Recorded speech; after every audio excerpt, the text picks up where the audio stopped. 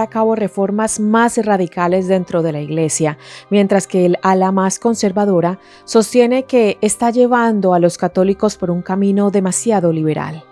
En este escenario de tensiones surge una pregunta: ¿su liderazgo representa un verdadero cambio o solo un giro en el tono y la comunicación con la sociedad? Bienvenidos a mi canal, mi nombre es Adriana Chilito, gracias por estar aquí. Si les gusta este contenido se pueden suscribir a mi canal y activar la campanita de notificaciones para que YouTube les avise cuando suba un nuevo video. También me pueden seguir en mis diferentes redes sociales, me encuentran en Instagram, Facebook, X y TikTok como @lachilito. Comenzamos.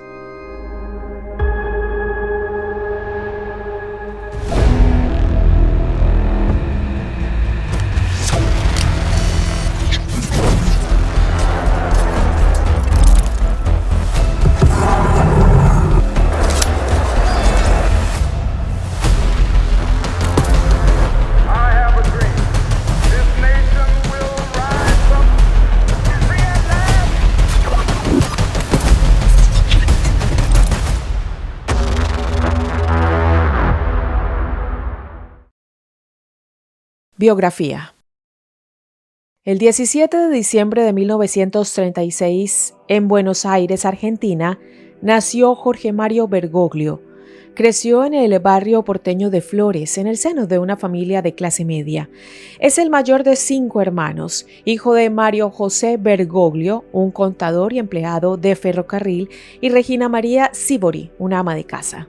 Su familia siempre tuvo una marcada tradición católica, por lo que sus padres lo bautizaron días después de haber nacido.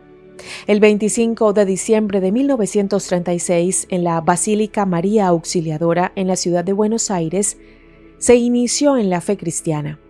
Además, aprendió a rezar a muy temprana edad gracias a las enseñanzas de su abuela y de las monjas del jardín de infantes al que asistía. Sus estudios primarios los cursó en la escuela número 8 llamada Coronel Pedro Cerviño. Posteriormente asistió a la Escuela Secundaria Industrial Hipólito Yrigoyen, institución en la que se graduó como técnico químico. De hecho, una vez que completó sus estudios, Bergoglio trabajó en un laboratorio realizando análisis bromatológicos para el control de productos alimenticios. Ya en esa época, el futuro Papa Francisco sentía una fuerte vocación religiosa, por lo que decidió abandonar la química y entregar su vida a la fe cristiana. En 1957, cuando tenía 20 años, empezó su camino para convertirse en sacerdote. Primero ingresó en el seminario de Villa Devoto, en la ciudad de Buenos Aires, lugar donde se forman los sacerdotes diocesanos, quienes prometen celibato y obediencia. Sin embargo, en marzo de 1958, Bergoglio decidió unirse a la Compañía de Jesús, una orden religiosa jesuita adscrita a la Iglesia Católica. En 1960 viajó a Chile para realizar el noviciado.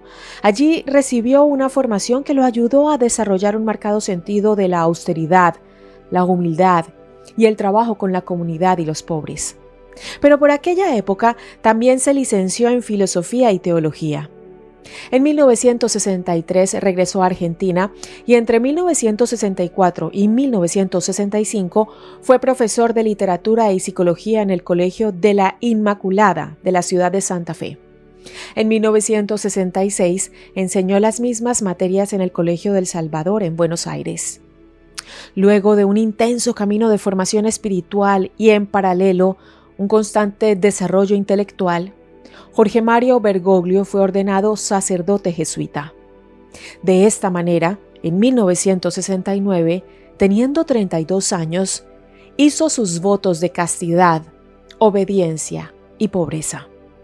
Entre 1970 y 1971, en Alcalá de Henares, España, realizó la tercera instancia de su noviciado, la última prueba necesaria para ingresar definitivamente a la Compañía de Jesús.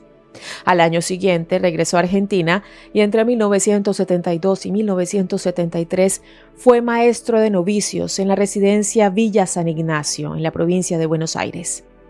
Finalmente, en julio de 1973, fue nombrado provincial de los jesuitas argentinos. Esto quiere decir que durante aquel periodo, Jorge Bergoglio fue la máxima autoridad jesuita y representante de la Compañía de Jesús en territorio argentino. En este recorrido histórico de la vida del Papa Francisco, vamos a hacer un paréntesis para mencionar que en 1976 empezó en Argentina lo que hoy se conoce como la última dictadura militar del país. En este contexto, varios sacerdotes fueron víctimas de secuestros, torturas y muerte, especialmente curas que provenían del movimiento Sacerdotes para el Tercer Mundo y curas villeros, que eran quienes realizaban tareas sociales en las villas miserias de Buenos Aires. Como en aquel entonces Bergoglio era provincial jesuita, su actuación era crucial como representante de la Iglesia Católica. En este sentido, su posicionamiento de aquel entonces es un tema que aún se debate. Por un lado, no hay pruebas concluyentes de que haya colaborado con el régimen de la dictadura militar argentina, pero tampoco de que haya tenido una postura de marcada confrontación. Su rol en relación con el secuestro de los sacerdotes jesuitas Orlando Llorio y Francisco Jalix es uno de los puntos más controversiales. Para los más críticos, Bergoglio no tomó una postura pública fuerte contra el régimen militar, mientras que otros sostienen que intercedió de manera privada en la posterior liberación de los sacerdotes. En contextos de dictadura, donde la represión y el miedo son herramientas de control, es difícil juzgar con claridad el accionar de las personas. Pero en el caso puntual de un líder religioso, es inevitable preguntarse, ¿su papado ha sido una forma de redención o una continuación de su historia? Despegue dentro de la Iglesia Católica. Jorge Bergoglio ocupó el cargo de provincial de los jesuitas argentinos hasta 1979. Después reanudó su trabajo en el campo universitario y entre 1980 y 1986 fue rector del Colegio de San José y además párroco en San Miguel. Su relevancia en la Iglesia Católica comenzaría a notarse inmediatamente después. En 1986, Jorge Bergoglio fue elegido director espiritual y confesor de la Compañía de Jesús. Durante aquellos años conoció a Monseñor Antonio Quarrasino, el cardenal de la Iglesia Católica Argentina, quien quedó asombrado por la espiritualidad que predicaba.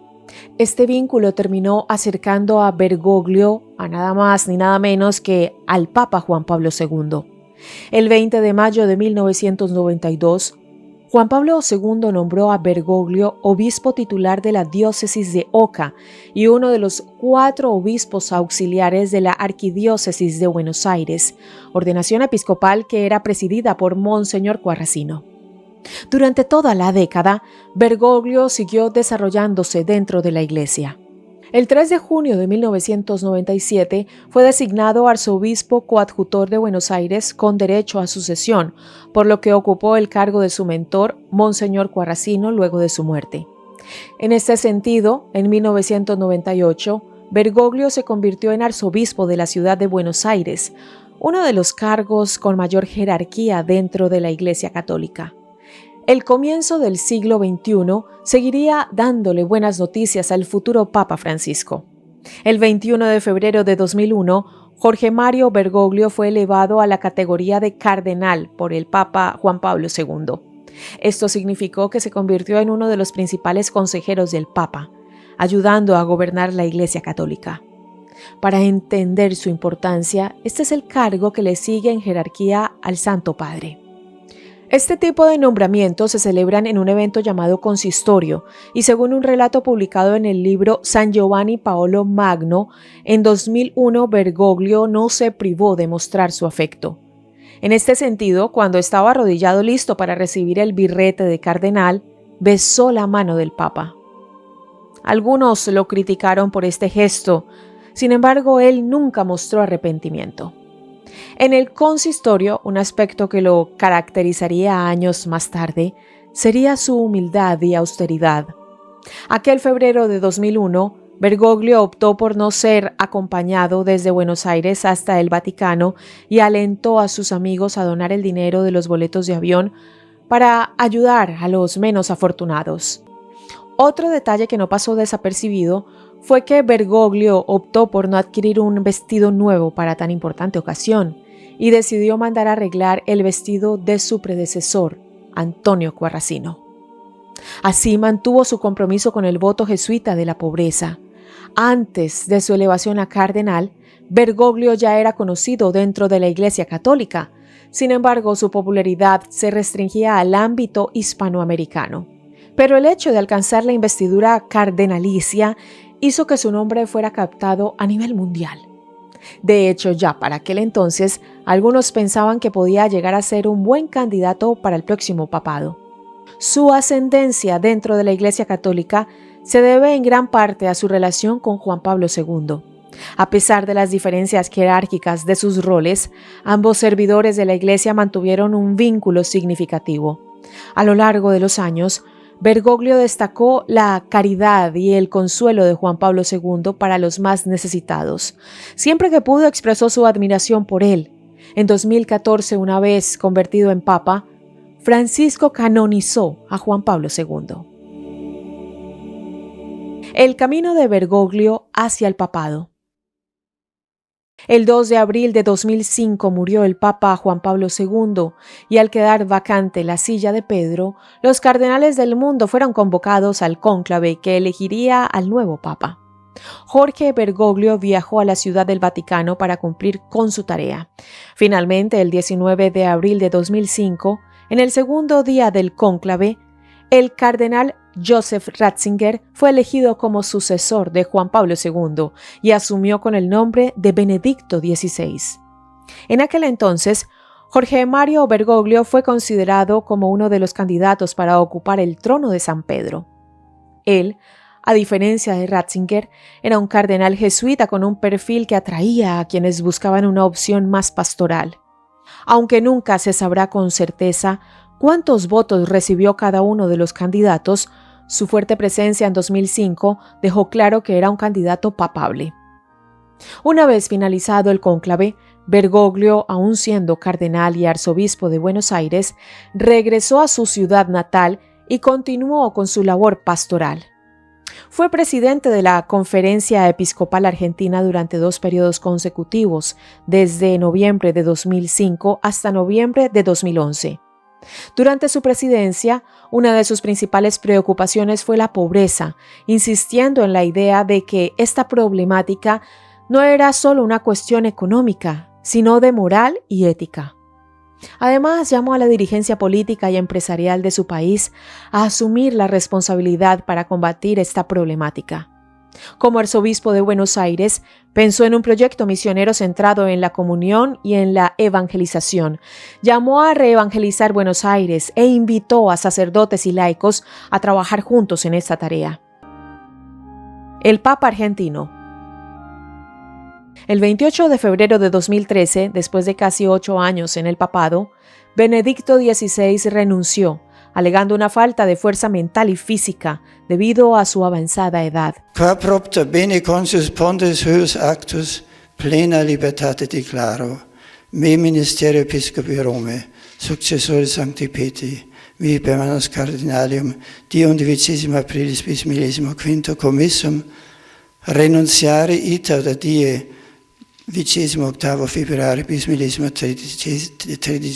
hora 20, sedes Rome, sede Sancti Petri vacet, et conclave ad elicendum novum sum pontificem, episcopus competit convocandum esse. Este fue un hecho histórico para la Iglesia Católica, ya que fue la primera renuncia papal en casi 600 años. Una vez terminada la abnegación de Benedicto XVI, se abrió la vacante y el 13 de marzo de 2013 se dio comienzo al cónclave en que 115 cardenales debían elegir al nuevo papa. Nuevamente, Jorge Bergoglio fue considerado candidato. Contaba con un perfil reformista, con edad y capacidad para lograr reformar la curia romana, la administración de la Iglesia Católica. Pese a que no era considerado como uno de los candidatos más sonados, Benedicto XVI había tenido un gesto hacia Jorge Bergoglio antes de su renuncia. Lo había designado como un miembro de la Pontificia Comisión para América Latina, lo que fue interpretado como un mensaje implícito de confianza.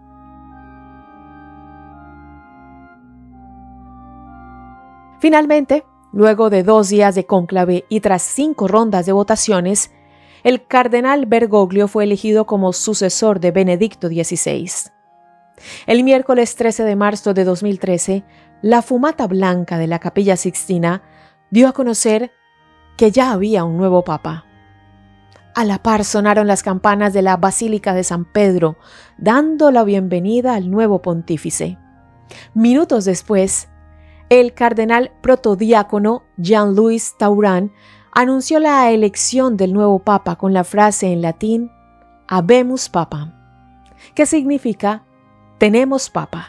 Eminentísimo y reverendísimo señor don Jorge Mario, cardenal Bergoglio de la Santa Iglesia Romana, quien se ha puesto el nombre de Francisco. Al escuchar el anuncio, una multitud explotó de alegría. Eran 100,000 las personas que estaban reunidas en la Plaza de San Pedro esperando aquella noticia.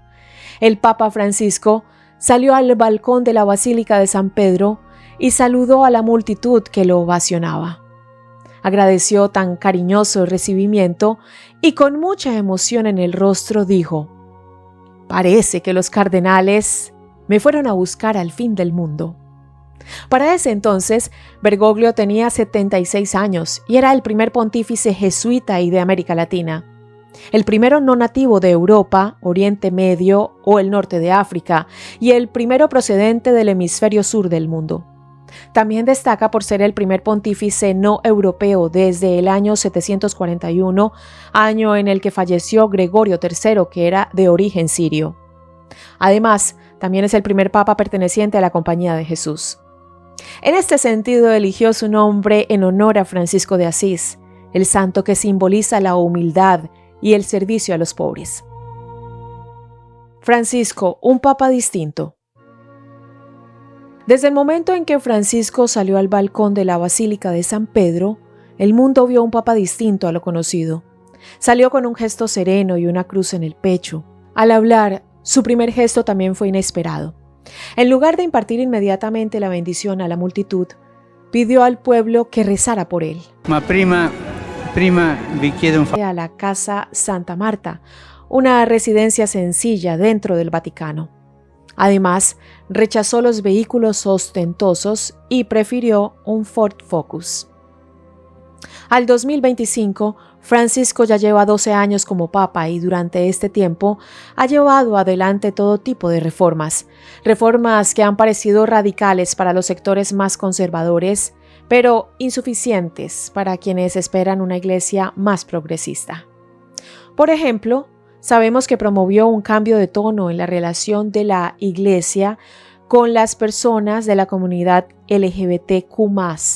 Enfatizó que la Iglesia debe acoger a todos con amor y respeto.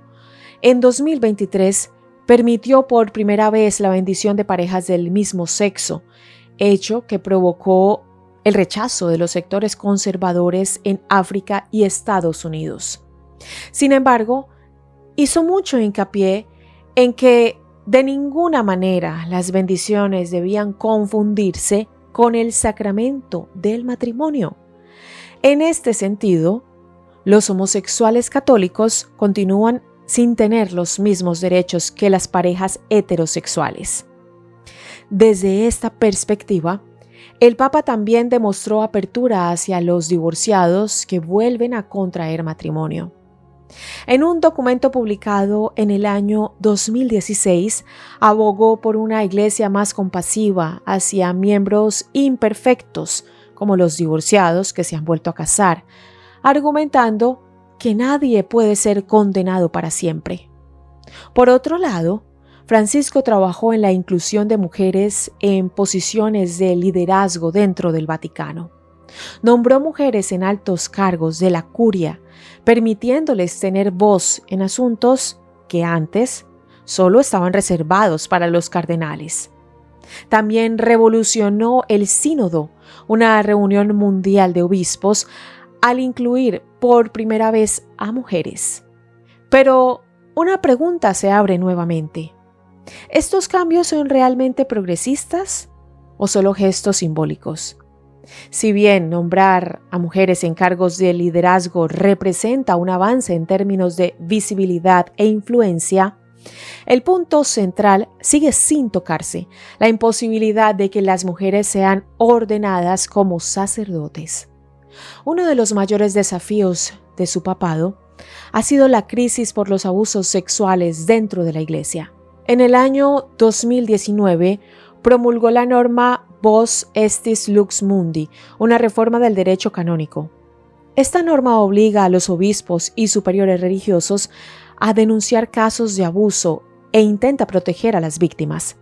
En este punto es importante mencionar que eliminó el secreto pontificio en casos de violencia sexual o abusos y así facilitar la cooperación con la justicia civil.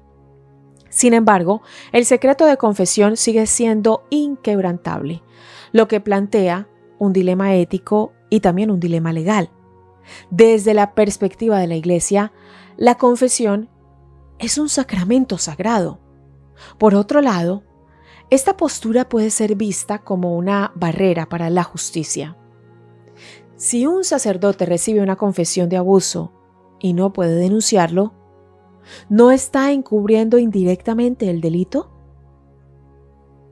Respecto a cuestiones económicas, Francisco echó luz sobre el oscuro sector de las finanzas del Vaticano, las cuales, en reiteradas oportunidades, habían estado involucradas en escándalos.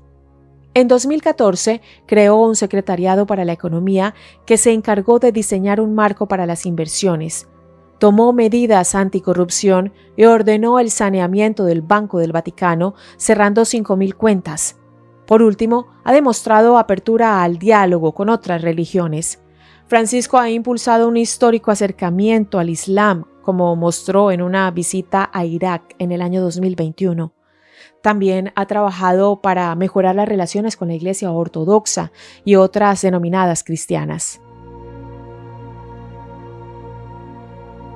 Estado de salud actual. Desde el 14 de febrero de 2025, el Papa Francisco está hospitalizado en el Policlínico Gemelli de Roma. Aquel día fue ingresado por una bronquitis que luego derivó en una neumonía bilateral. Desde su ingreso al hospital, su salud ha sido motivo de preocupación dentro y fuera del Vaticano. Es un hombre de 88 años que tiene un historial médico que incluye la extirpación parcial de uno de sus pulmones en su juventud. El 12 de marzo, tras casi un mes de internación, la Santa Sede comunicó que el pontífice muestra leves mejorías en su salud dentro de un cuadro clínico que sigue siendo complejo. Conclusión.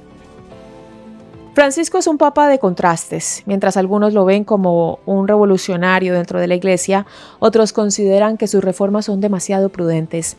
Sin embargo, no hay duda de que su liderazgo ha cambiado la percepción del papado en el mundo. Haberse acercado a los pobres, a los migrantes, a la comunidad LGBT y haber pedido disculpas a los sobrevivientes de abusos sexuales por parte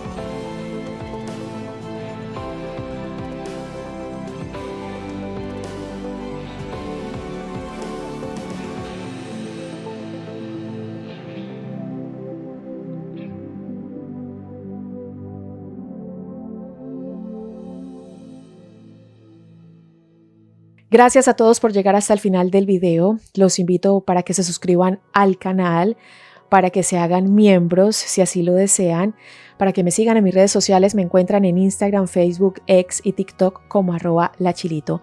En esta oportunidad vamos a enviarle un saludo muy especial a Livingston Sierra, un miembro de nuestro canal. Gracias, Livingston, por tu apoyo conmigo y con mi equipo de trabajo. A todos les deseo una feliz semana y nos vemos en un próximo video. Hasta pronto.